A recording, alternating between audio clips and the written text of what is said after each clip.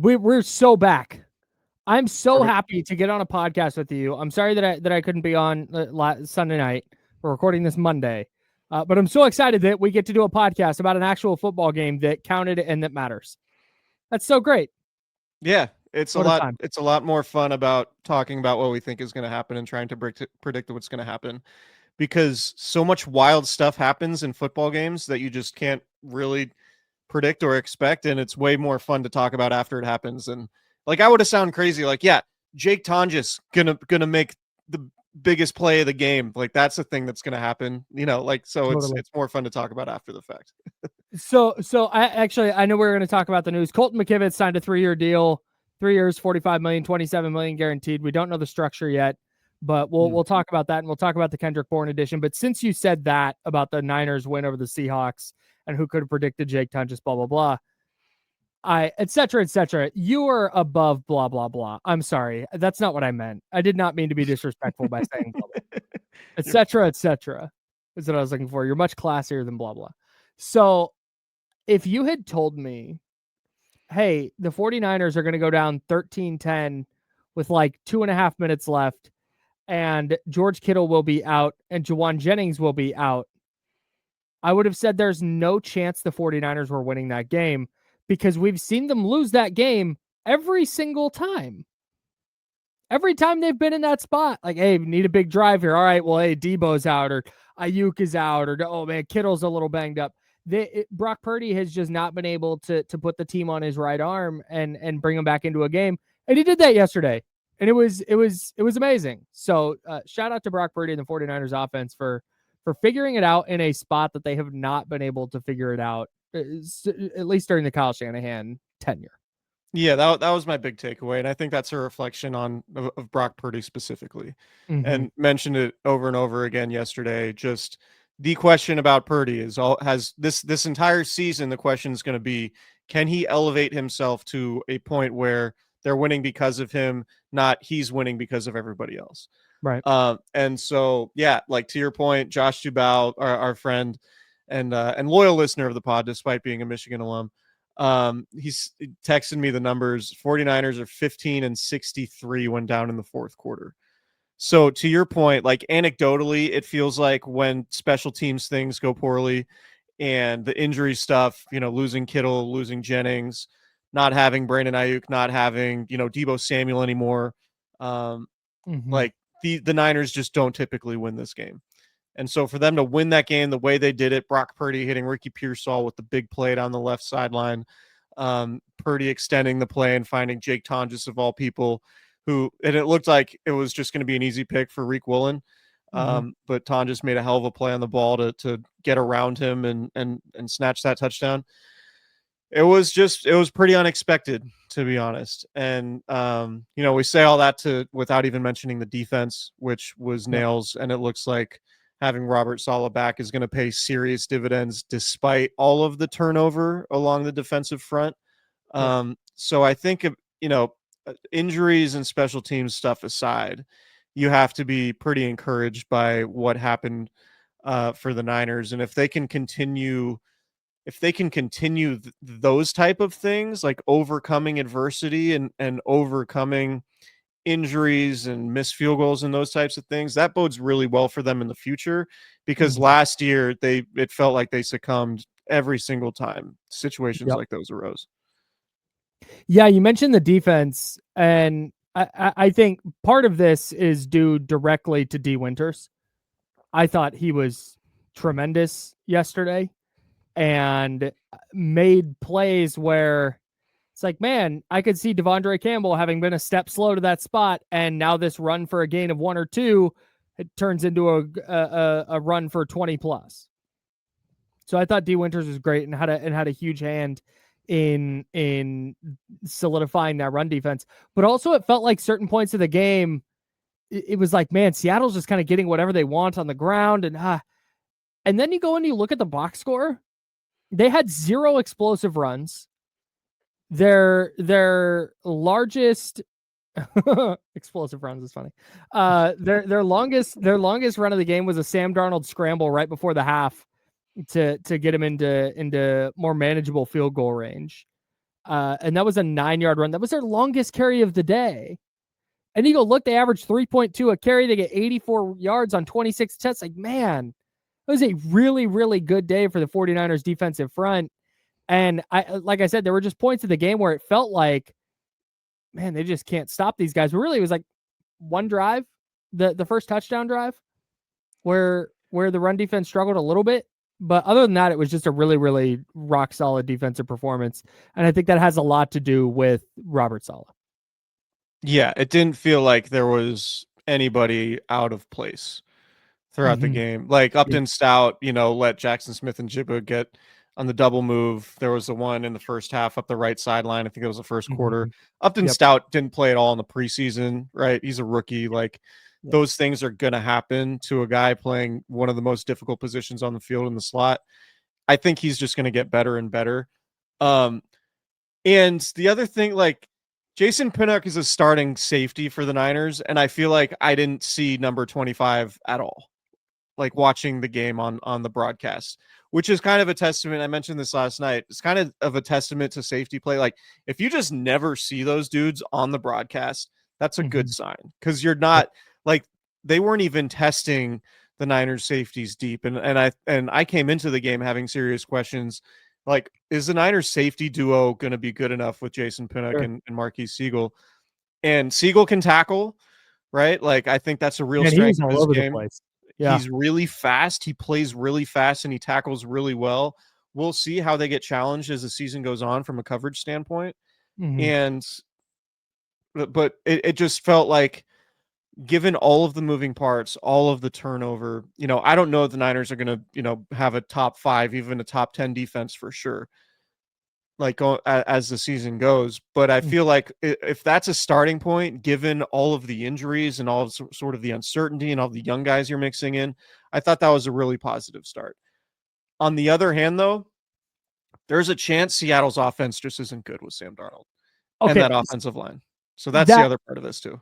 That's where I was going to go with that. I agree with you on the safeties, and frankly, against this Seattle team, you probably it's not, wow, look how dominant the safety play was. It's just, oh, you didn't get cooked by a team you shouldn't get cooked by.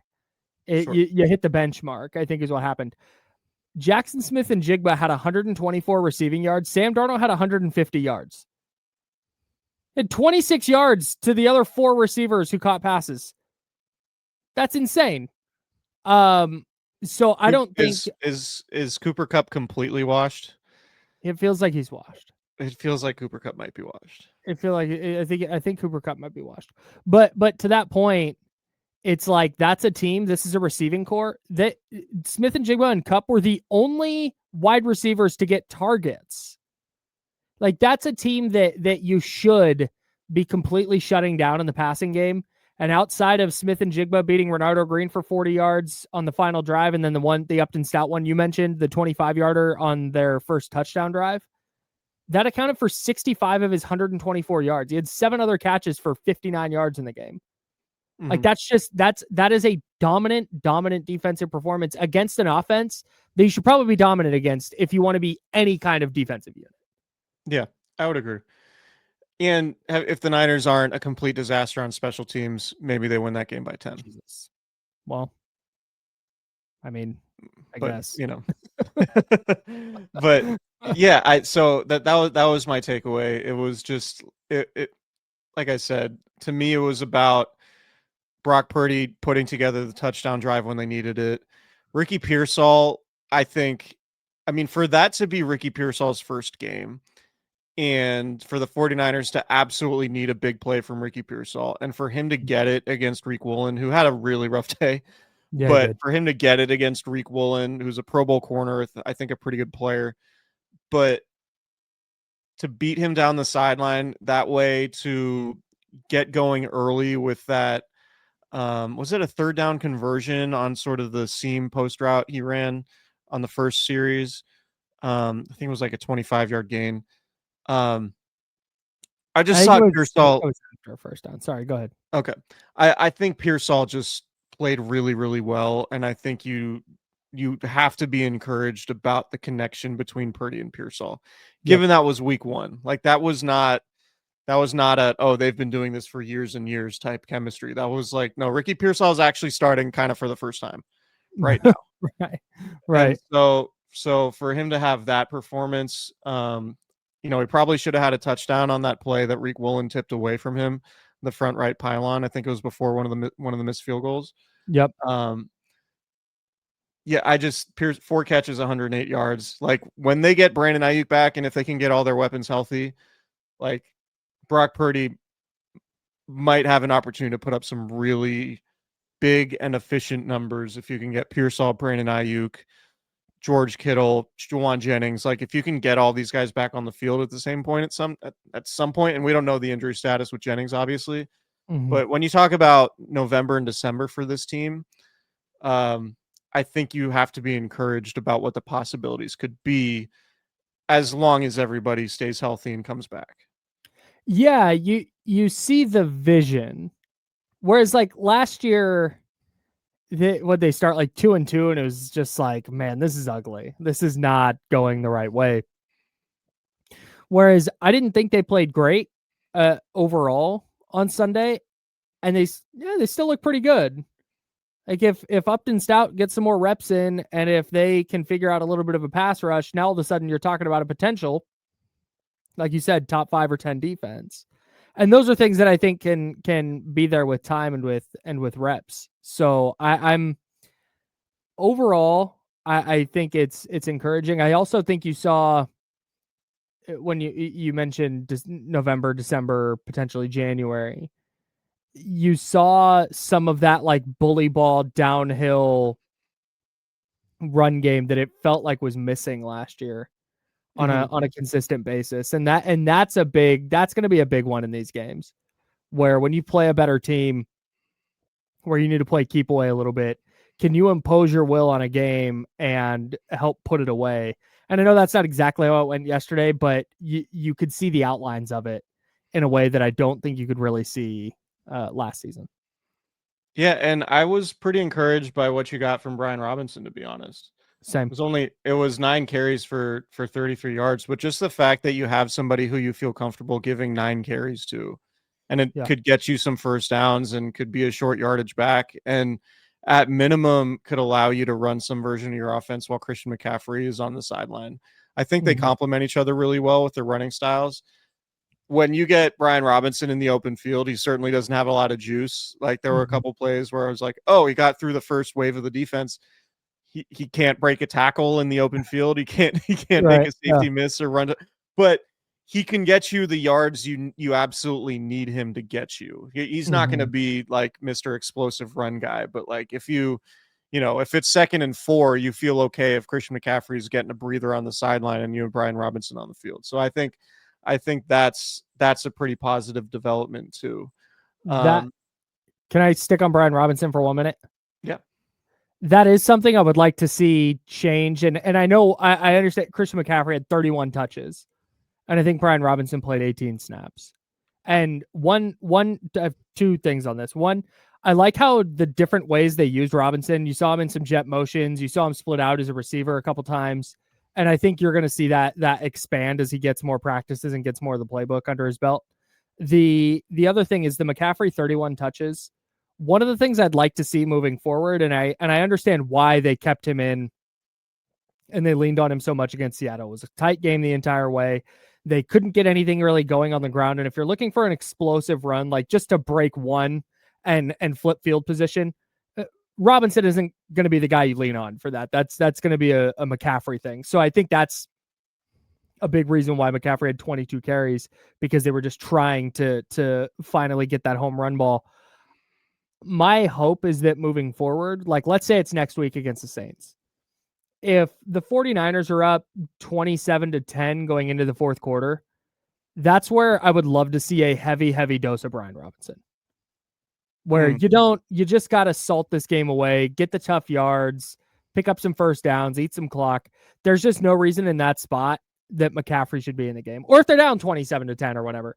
Like that's where I think you can, for all the games that you need to lean on McCaffrey and give him 25, 30 touches, I think there are going to be opportunities where you can make it 13 or 14 touches and kind of offset some of those heavier workloads. I would agree.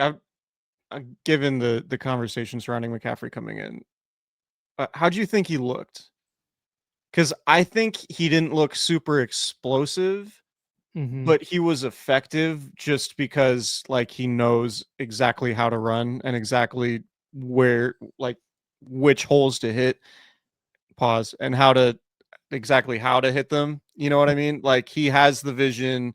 He knows exactly how to maximize each run, but it didn't seem like he was nearly as explosive as he was, say, 2 years ago when he was Offensive Player of the Year. Yeah, I think I agree. I was having a hard time discerning if that was him or if that was just Seattle being in the backfield a lot. Yeah.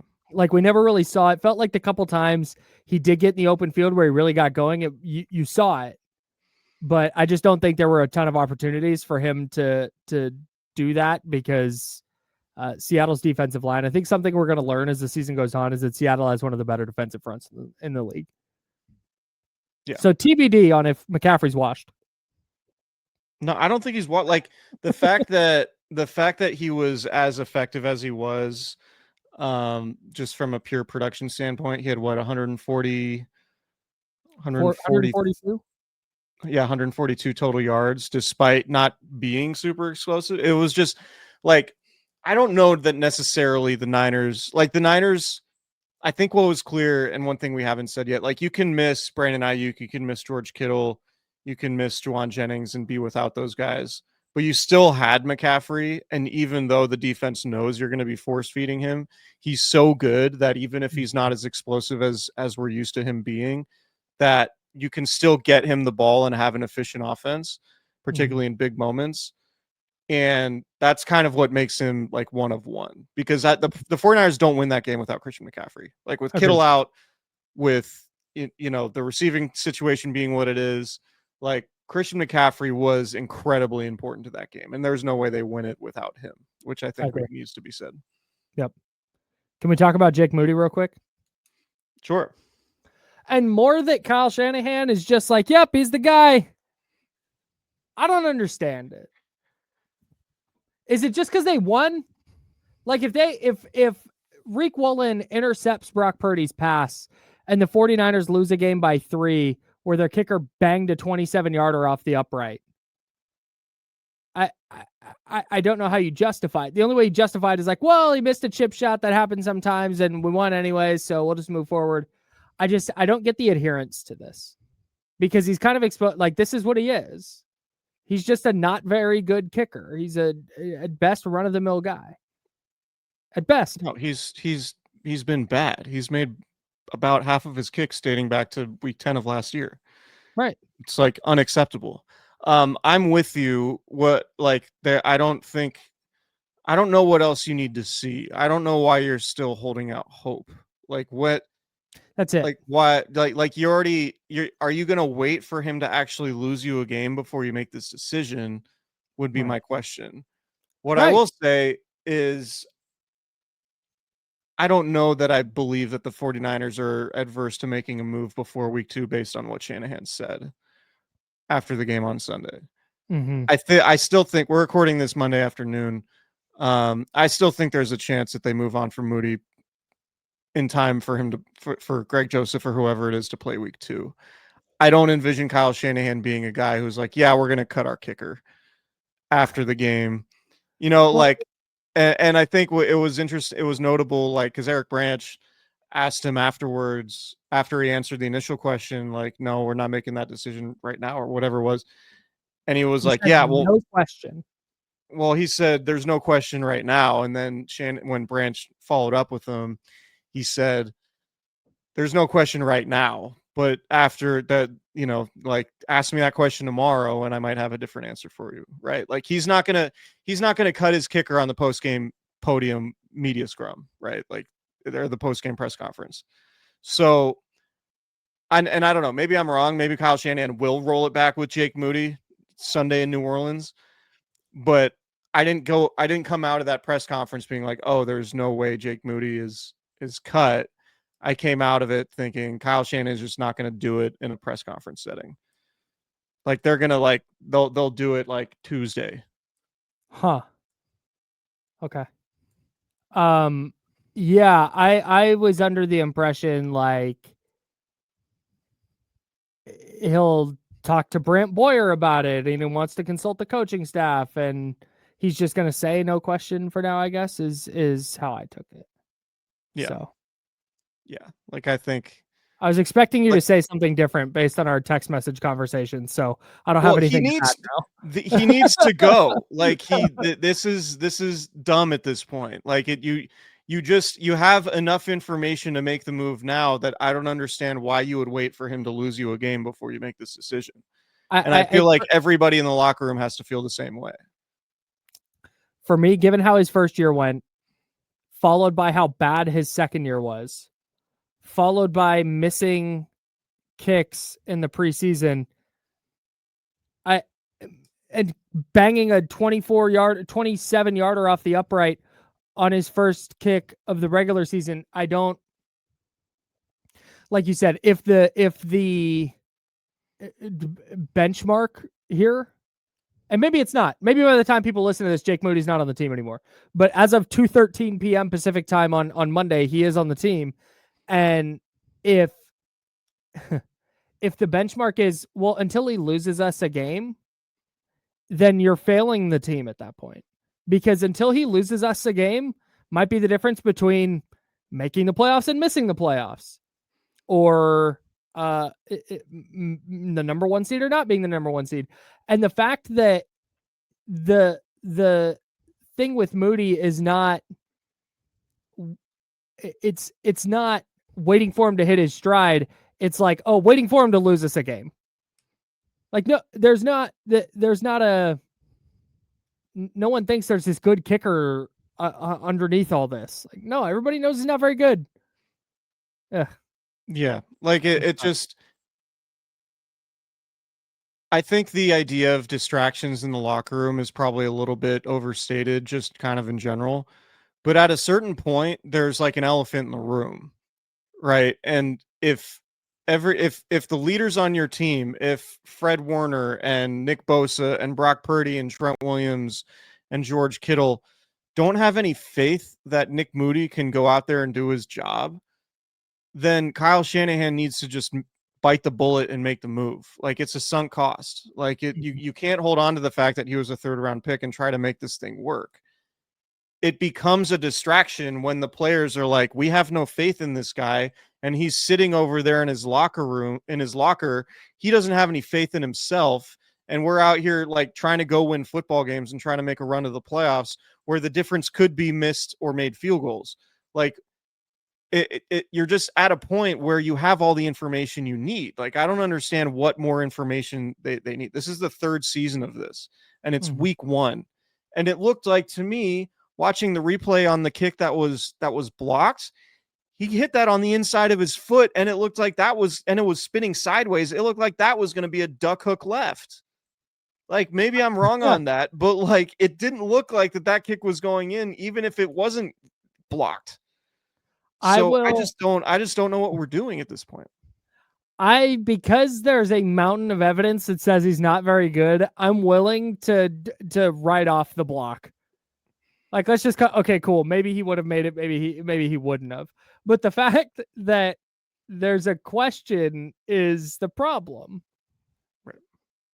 I don't know, man. I wrote on NinersWire.com. I wrote that he like bounced back by making an extra point and a 32-yarder. And that's it. That's all you need to know. That it's notable that the kicker made his extra point and a 32-yard field goal. And that's noteworthy. I mean, you got to move on it that way. The Bills signed Matt Prater on fucking Wednesday. And he's out here going 5 for 5 or whatever he was with a game winner. Like, come on, man. What's funny too is like Kyle Shanahan notoriously tough on young players, right? You got to get the details right. You know, you're not going to play receiver if you don't block. Like if you're a quarterback and you can't hit all the open throws, then you're not gonna win the starting job.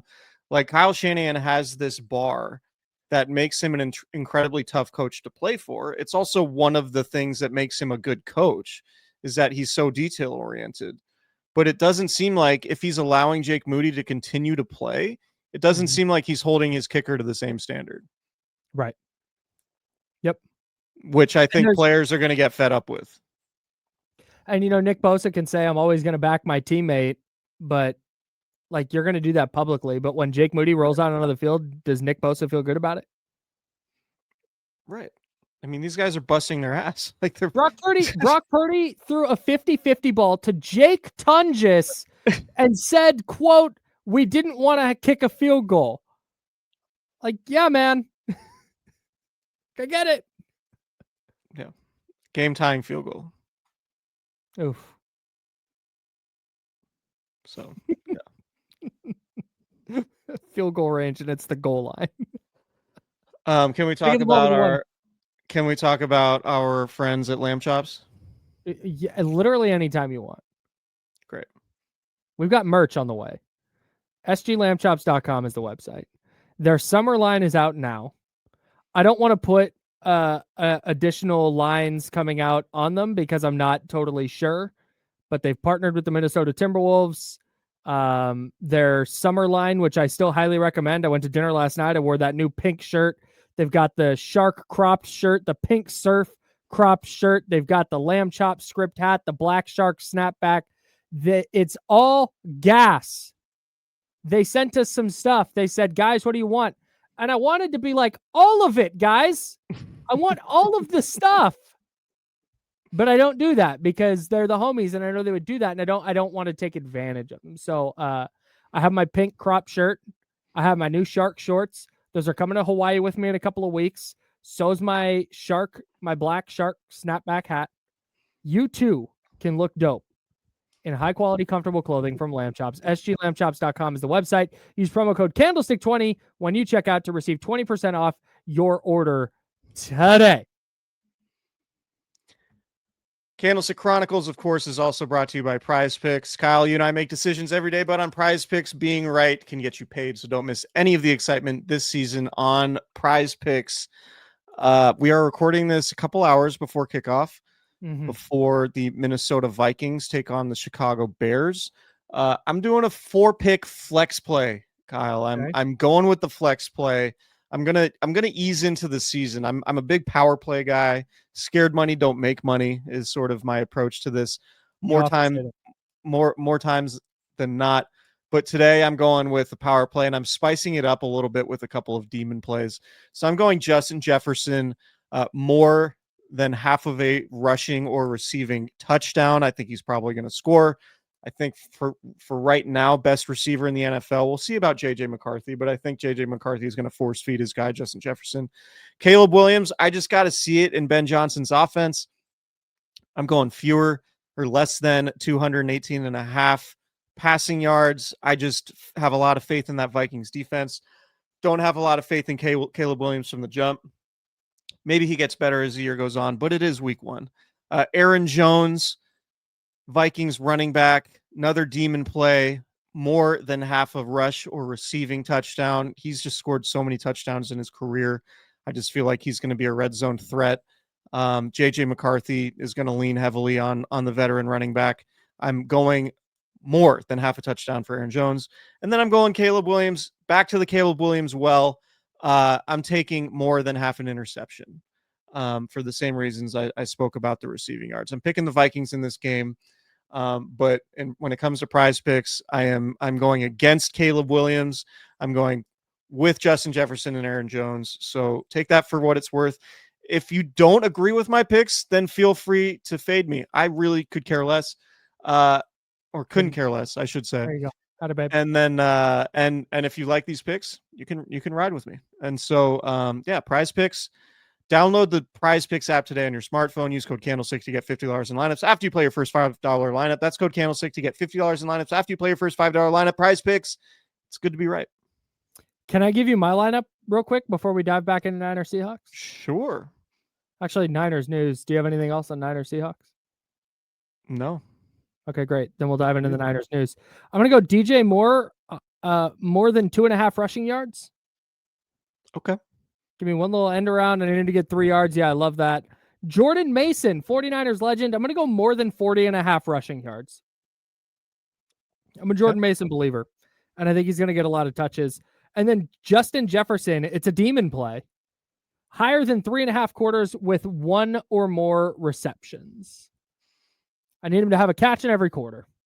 Got it. That sounds like a fun thing to root for. And I think J.J. McCarthy, young quarterback, I think he's going to lean on the superstar wide receiver who's been doing it since he was in high school. I think he's going to target Justin Jefferson early and often, and I think he'll have at least 1 catch in every quarter. I just really get choked up about it.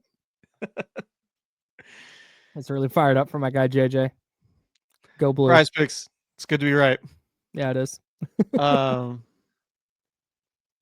You want to hit Colton McKivitz or Kendrick Bourne first? Colton McKivitz. Let's do that because that was the news that came down first this morning. 3 years, $45 million, $27 million guaranteed.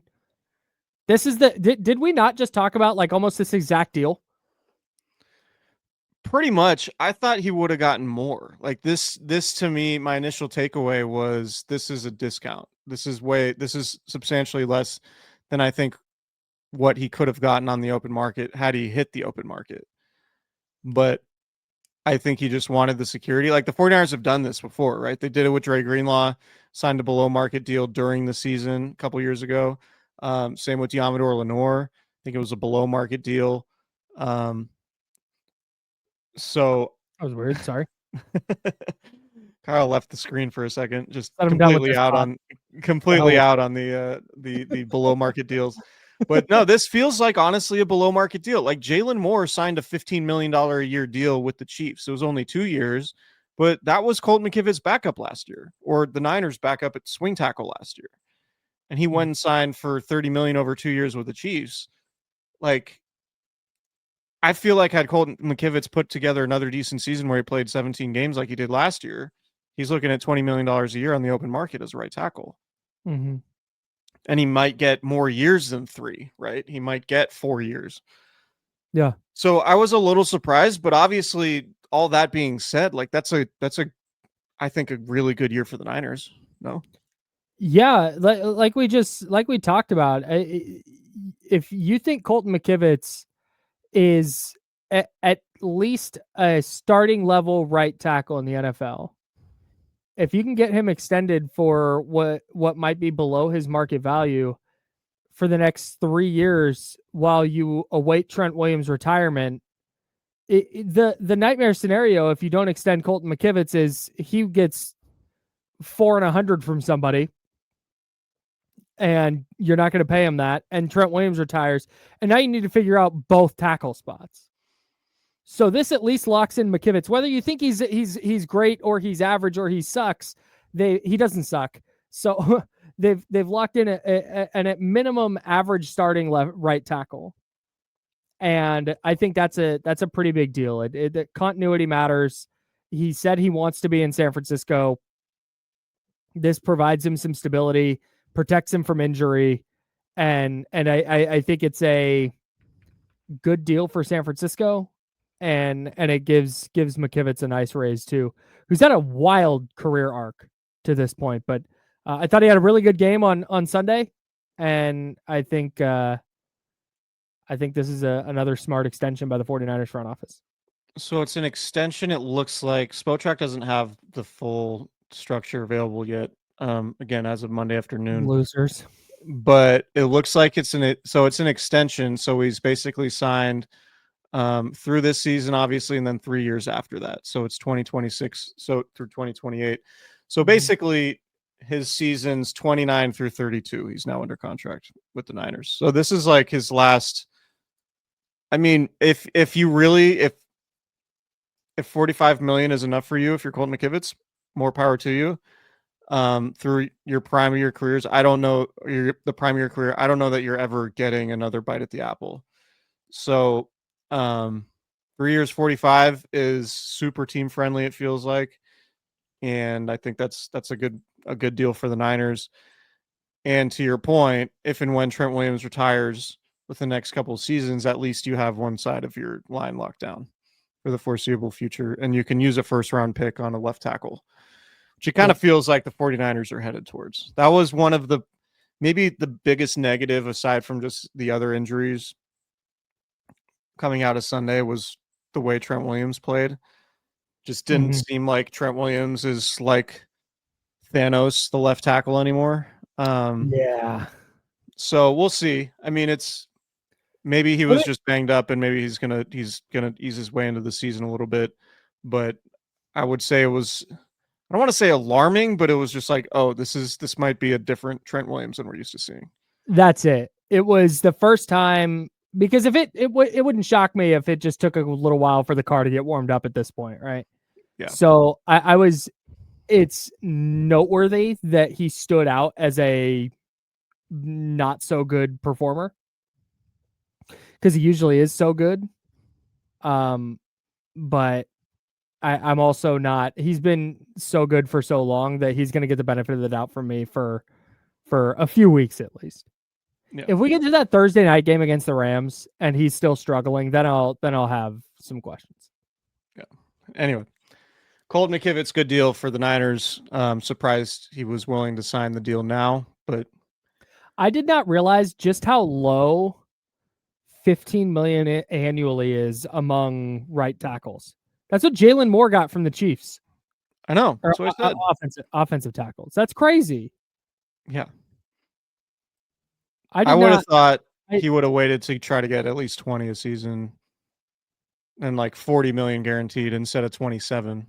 I thought I misunderstood on that. Sorry, but that's so crazy. Yeah. 15 a year is wow. Good for him though. Mike McGlinchey got 17 and a half over 5 years. Yeah, and that was a couple off seasons ago. Or four or 5 years, yeah. Kendrick Bourne, the Niners signed him. Adam Schefter reported it's a deal that could be worth up to $5 million. Kendrick Bourne, over the last 3 seasons, went to the Patriots in 2021, had a really nice year, 70 catches, 800 yards, 5 touchdowns exactly. That's kind of interesting that there are such round numbers. 2022, 48 catches, 434 yards, a touchdown in 16 games. He tore his ACL in 2023, appeared in only 8 games, and then recovering from the ACL injury in 2024, 28 catches, 305 yards. He had a foot injury during training camp this year with the Patriots. Obviously, that they didn't view him as a long-term piece for them. But signing with the Niners, which to me indicates that they're not super optimistic about what Jauan Jennings' status is going forward with that shoulder injury. Yeah, that's the fact that it was just immediate. Oh, Kendrick Bourne's here now. And it wouldn't, I'm not ready to write off the idea that they were underwhelmed by Russell Gage's 28 snaps or Marquez Valdes-Scantling's 27 snaps and just said, okay, let's get another receiver in here.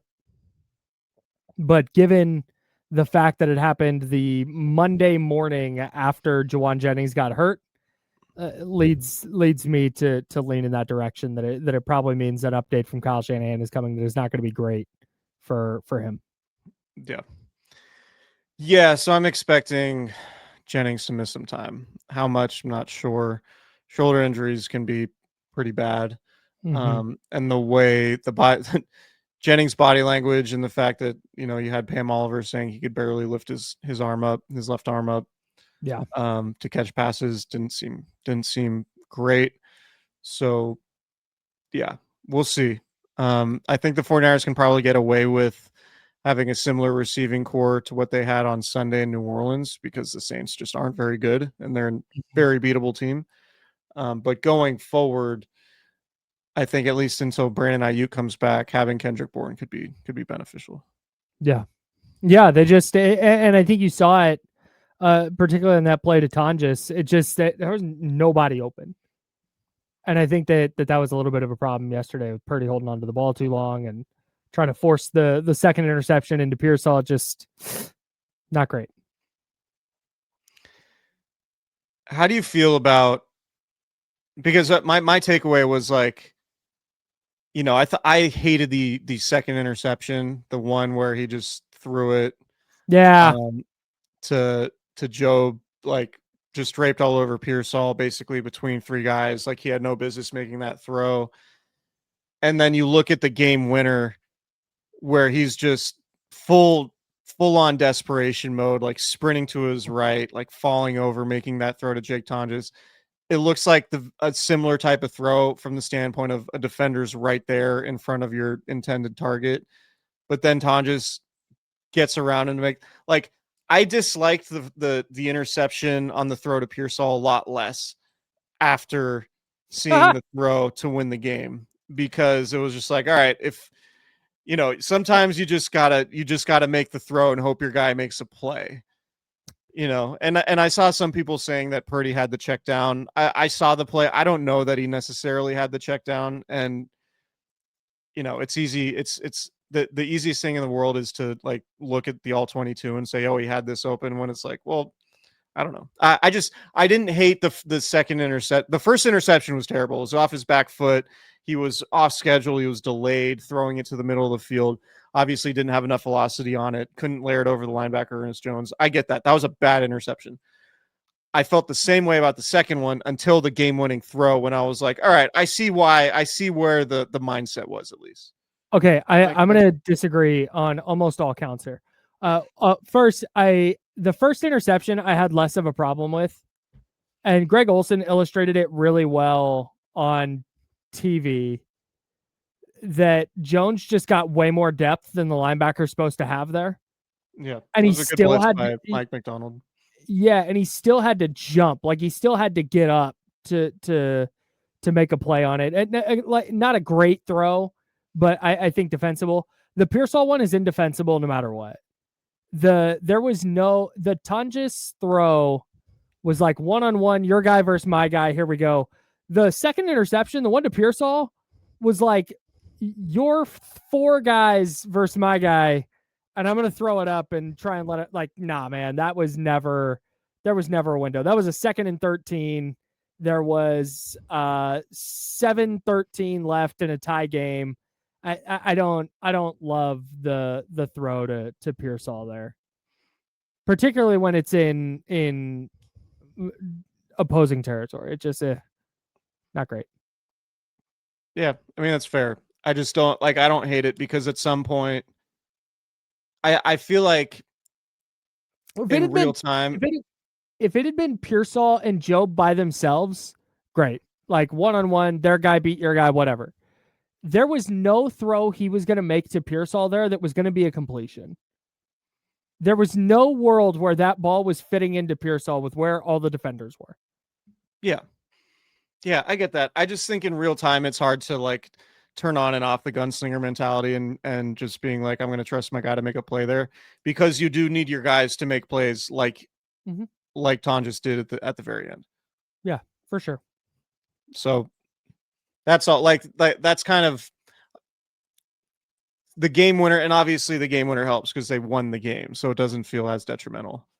But it was like, all right, if he's willing to make that throw, like I kind of get what's going through Brock Purdy's head. It was like out of a place of like, we need to like do something here. Yeah. Rather, I don't know. I think as I get older, I might just err on the side of like being aggressive and just trying to like have your dudes make plays instead of just being Mr. Safe Blaine Gabbert check down guy all the time. Sure. Yeah, I don't hate that. That's all I got. There will be news, I'm sure. Man, if I didn't have to go run to this day job, talk about what Kyle Shanahan says at this conference call, which is probably going to have a lot to do with George Kittle's hamstring injury and Jauan Jennings' shoulder injury, but we will talk about that later in the week. Subscribe to the YouTube channel. Yeah, subscribe. We're trying to get to 1,000. It would be great to just get to 1,000, hit that benchmark, and then keep hitting more as we go up from there. Subscribe. Please hit the notification bells. We go live after every game. So we'll do a live stream on YouTube after the show. So if you want our episodes before they hit the podcast feed, more oftentimes than not, they will be on YouTube before the podcast feed. So the video version will be available quicker if you're interested in that. So subscribe there, 5-star reviews wherever you listen to your podcast. Shout out Lamb Chops, shout out Prize Picks, shout out Candlestick Chronicles. Hell yeah. Easy IPA, Cooperage. I opened some for the live show after Sunday's game, and I was live, and I was like, oh, I'm going to do the cool thing where I open the beer near the microphone so you can hear it, and then the beer sprayed all over my computer monitor. Hilarious. So because I was live, I wasn't about to just stop and clean up my desk. So it's good slapstick comedy by you. It was a little bit of a situation after, it's one of those messes you'd hope to clean up as soon as you possibly can. Sure. But we had a live show to do, so that was the most important thing. Hell yeah. But the beer is delicious, and maybe the monitor appreciated it. So I hope so. All right, we'll see you guys later in the week. See ya.